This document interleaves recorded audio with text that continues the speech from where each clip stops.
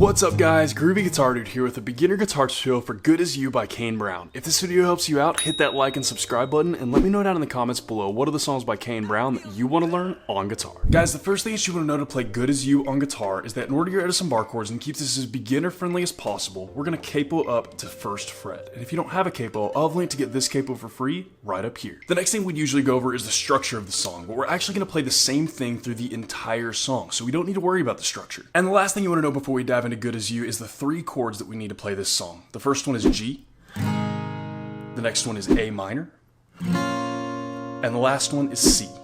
And I'll have chord charts for all of those in the pinned comment below for those of you who need them. And with all that in mind, guys, let's dive into Good As You. Man, I haven't done any country music in a long time, and I heard this song earlier today, and I was just like, you know what? That's a great little jam, and it's really beginner friendly. It's just one chord progression, and then one little picking pattern that we're going to put in the middle of that chord progression, and then that just repeats through the entire song, which is cool. It's a really good beginner song, but it has some really cool, good techniques to learn as well. And so, with that in mind, the chord progression that's going to repeat through all the way through Good As You is going to be this. It's going to be G, A minor, C, and G again. And that is going to repeat through all of the song Good As You. And you'll notice that that C has a little star next to it. That's where that picking pattern goes. We'll get there in just a minute. So first, what we're going to be doing for strum pattern. What we're going to do here for each chord is we're going to go down, down, and we're going to do that twice. So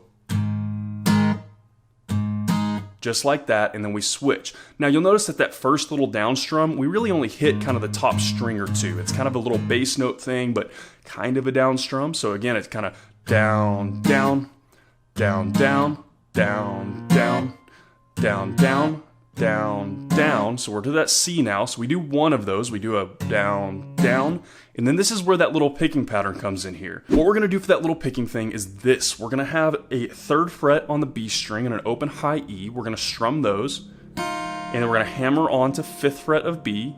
So it'll sound like this. And then we're going to open that back up to third B, open high E, strum that. And then we're going to go to fourth on the G string and open B. We're going to strum that. And then we're going to go to second on the G string and open B and strum that.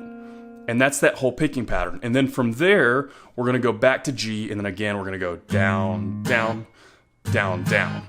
And that is the whole thing. That just repeats over and over and over again. So I really quickly want to show you guys that little picking thing. It may look more complicated than it actually is, but it's not too tricky. I want to show you that really slowly just so you can see exactly what's going on there. So that picking pattern slowed down a little bit looks like this.